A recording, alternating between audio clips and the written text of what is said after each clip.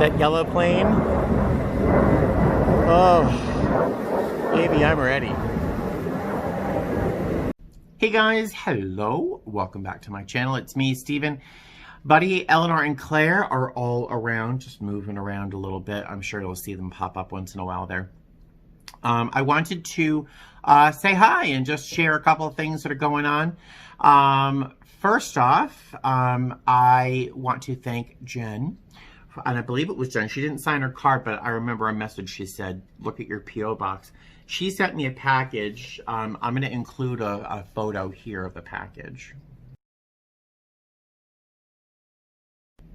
Isn't that sweet? This is the envelope. And inside, there was a cat toy. It's a little fish with some catnip, I think, and a little piece of crinkly mylar that I already threw over on the floor, and the kids have attacked it already. And there was a piece of blue tissue paper, which the kids are fighting over as well. And inside was a t-shirt. Look at this. Isn't that sweet? I think that's very sweet. The spirit should be in the yellow, of course. And Jen, I'm sure this is, I shouldn't, if I were polite, I wouldn't point this out. But I thought it was so sweet. And that this t-shirt already comes pre-loved, is that there's a tiny bit of your cat's hair right here. It's not cat hair, it's cat glitter. But when I opened this at the airport, I couldn't wait to get home and open it. I had to open it up at the airport. I will admit that I got a little emotional, not unusual for me. But I did get a little emotional, a little teary, just at the thoughtfulness and the way that the package was presented. Taped around the blue tissue paper was this, which is a little string of beads. Now, some of you will think they're Mardi Gras beads, but Jen knew that these have little rainbow colors on them. During Mardi Gras, of course, beads are thrown around everywhere fairly freely, right? Sometimes you have to do something to get those beads.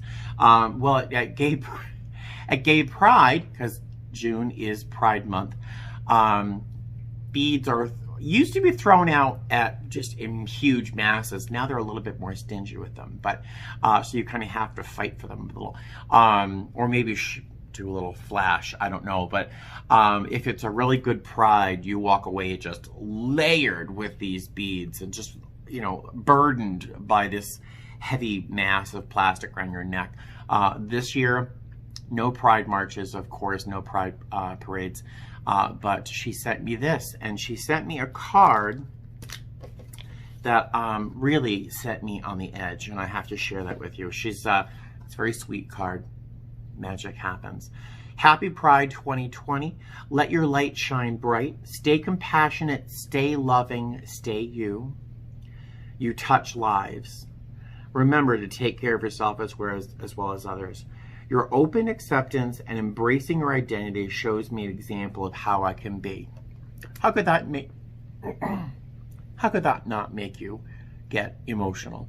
You know, especially, I don't know if some of you read the comment, but somebody wrote under a comment, I think it was a video I made about reactions to a hiring event. I must have been at a hiring event and talking about how rewarding but challenging it is as well.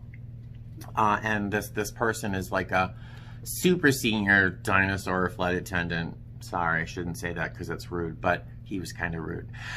He's been a flight attendant for 34 years and he's very proud of it. The thought was that he was trying to convey is that I'm trying to get a little too big for my britches, thinking that I could potentially be changing lives by attending a hiring event or maybe posting these videos. And then for a moment or two, I really kind of was like, wow, maybe he's right. And then I was like, middle finger guy. I have to say, I don't know if I've changed lives in people through my YouTube channel. I've had, I dare say hundreds of people, and my channel's not big.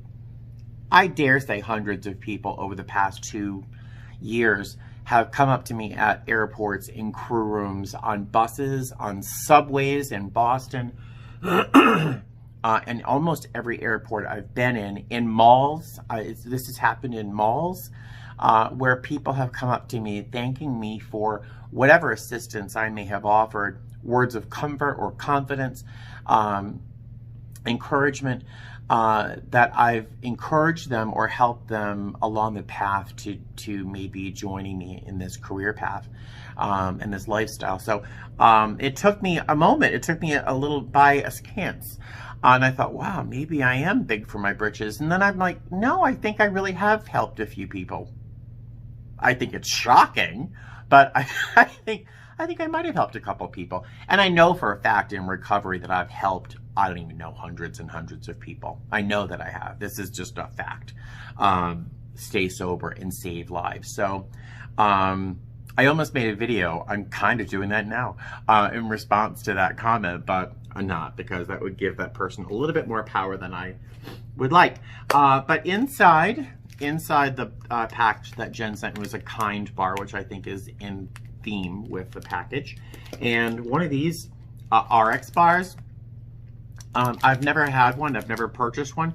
I've wanted to, but they're always so dark. I don't know why they're so expensive. They're like $3.50, $4 for this little bar. So thank you. I had a cat hair on my nose. Thank you for my package. I really love it, and I value you. I value all of you, but this was just, you know, today is June 12th. The bid package was released today, so I'll be looking at bids, and then I'll share with you in this video later on what my bids look like, my bid sheet looks like. But today is also a sad anniversary. It's the anniversary of the Pulse shooting in Orlando, where a man, for multiple reasons, went in and shot and killed, was it 49 people? 50? He shot and killed lesbians, gay men, transgender people. He killed heterosexuals. There were heterosexuals there. He killed a bunch of people with a weapon that was designed to shred flesh. And oddly enough, I wouldn't say oddly, I'd say ironically, today also the president decided to roll back protections for the health protections that Obama set for some of the LGBTQ community in terms of healthcare. And he did that today on the anniversary of the Pulse shooting and during Gay Pride Month, which I think that's about as much as I really can say about the topic without becoming really upset and offending people. In my life outside of YouTube, I have no problem offending people. It's a skill set of mine. It's something like I'm a ninja when it comes to getting in people's faces about stuff. But I really am trying to keep my channel to be a little bit more positive. And it's hard to be positive about some topics. Yeah. And I'm just going to say this briefly in one quick moment, which for me might take 10 minutes, but I've been tempted to make a little video about my feelings and my reactions to the current state of affairs with racism in our country. The only thing stopping me from doing that is the thought that if I do this, I'm speaking without really any real experience. I think gay people can have a larger window to kind of glance through at the inequality that Black and brown people face every day. We just have a slightly larger view of it than some, only because frequently enough we are people have a bias against me. Just one little snippet. When my Aunt Elaine had my cousins, I have two, they're young.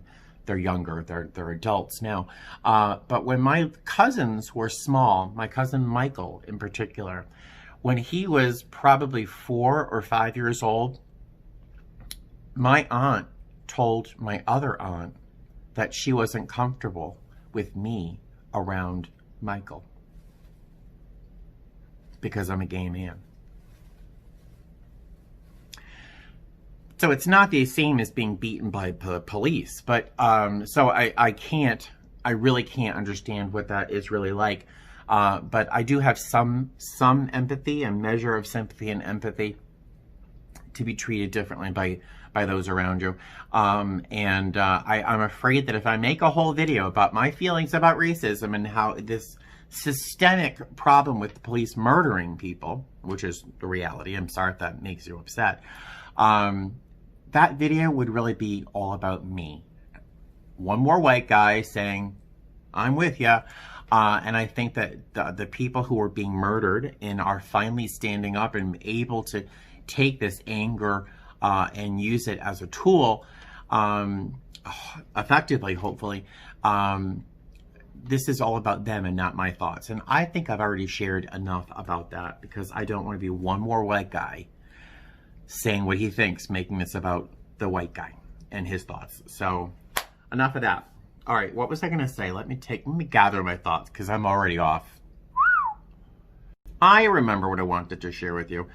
So in my last video, I talked about my how I have become aware that this living situation I'm in is becoming untenable. It has been for quite a while. When I sit at this table that I'm filming at right now, I have to really kind of fight for this spot because it's the cats.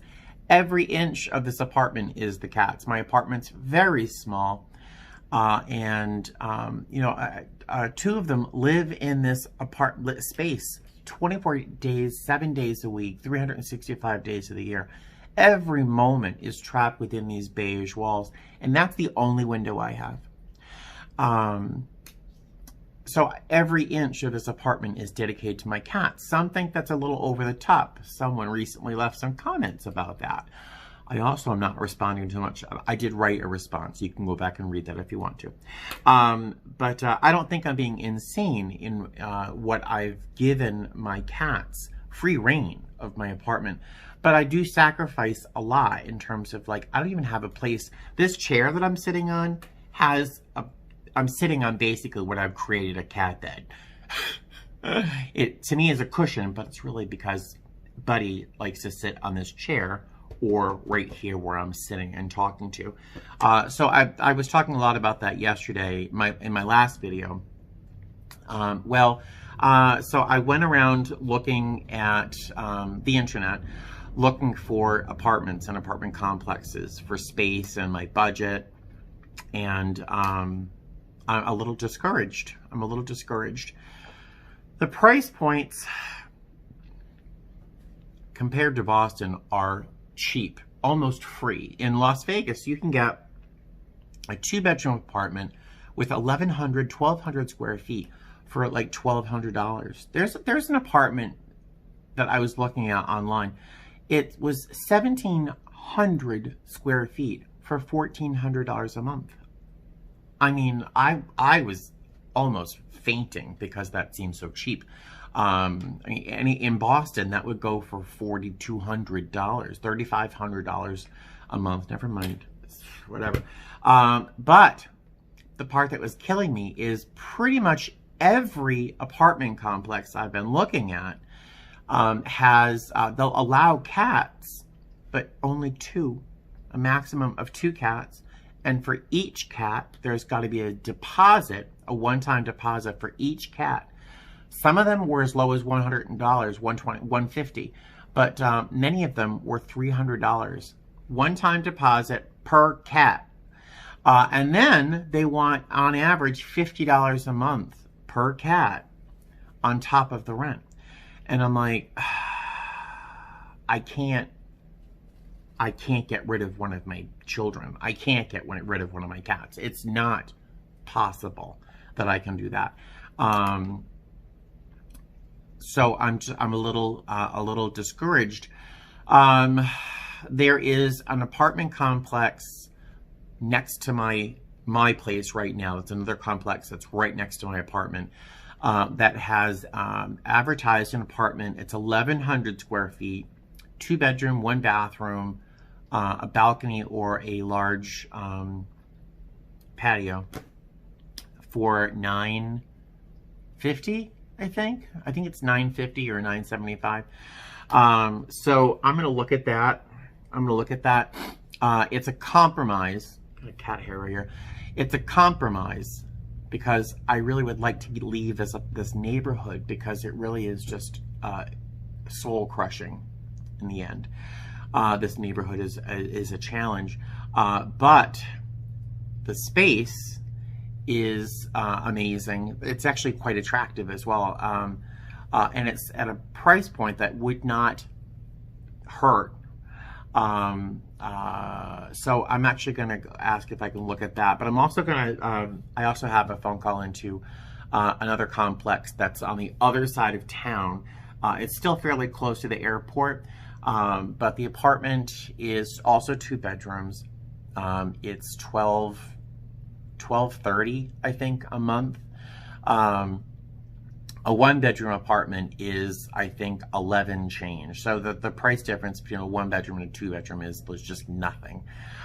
So I have some phone calls out. So far, no one's called me back to schedule a walkthrough, because walkthroughs are happening now. Thank goodness. I can't look at a video of an apartment and say, oh yes, I'll move in. So I'm a little discouraged.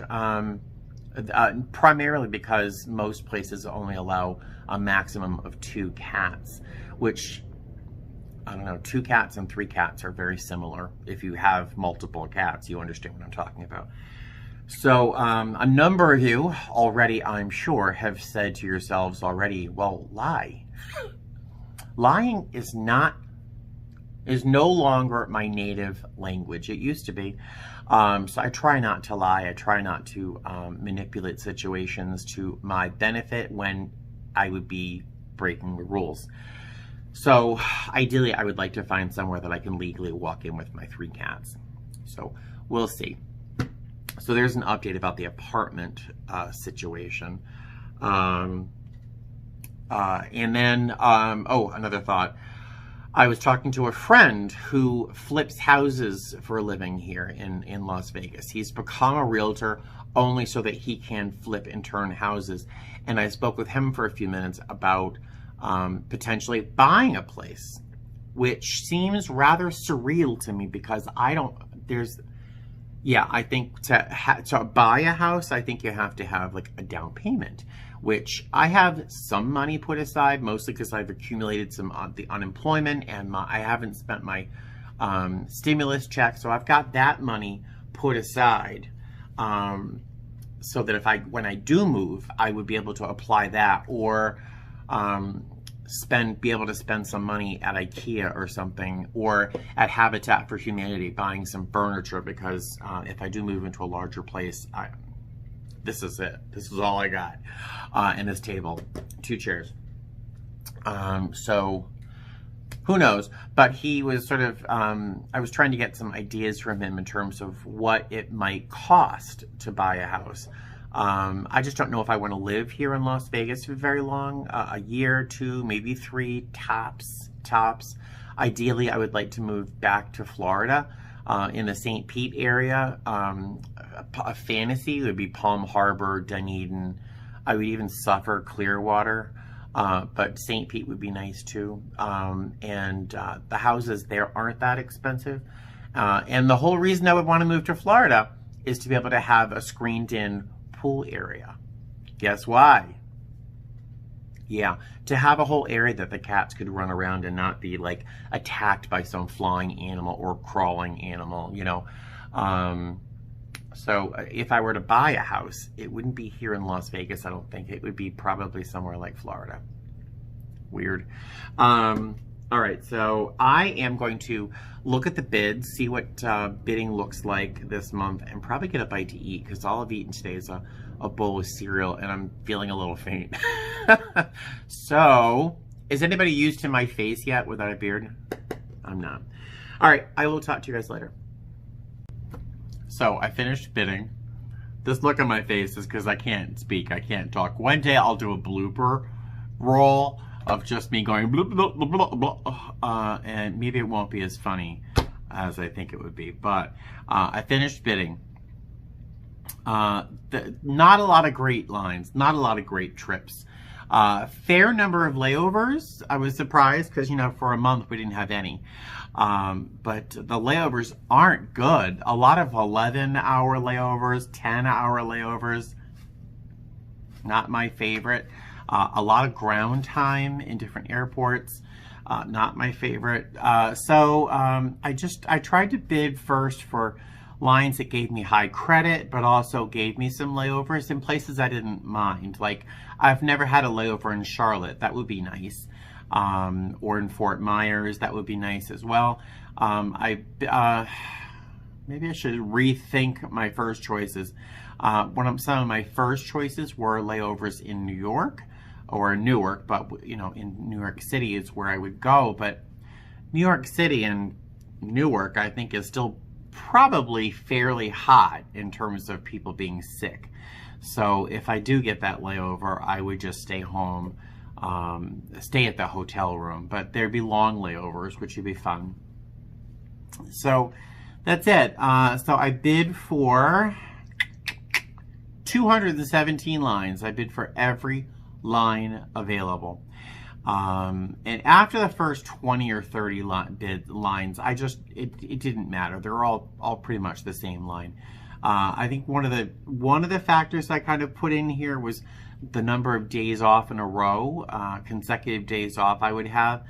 It would be nice to be able to pick up an extra trip or so. So we'll see. And then I bid for reserve notification period C, just in whatever weird case, in case anything happens, just in case.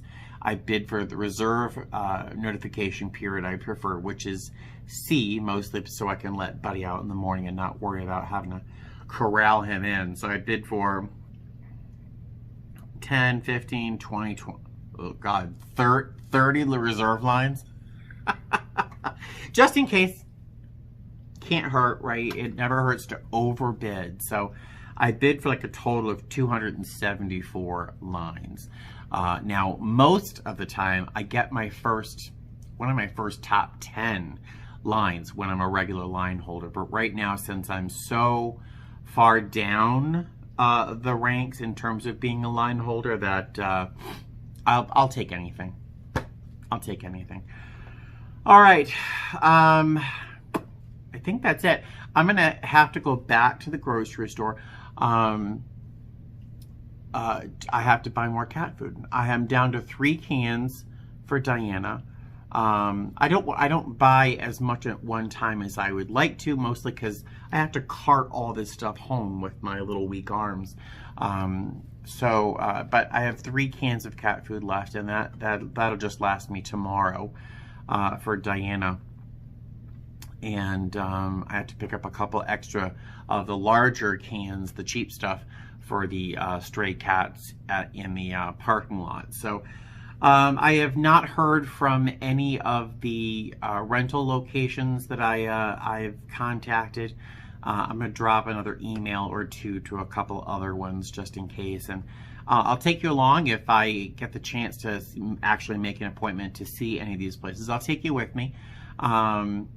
I'm still thinking of a compromise in terms of space at a price point that I can kind of afford a little bit more easily. Just at the concession would be it's the same neighborhood, you know.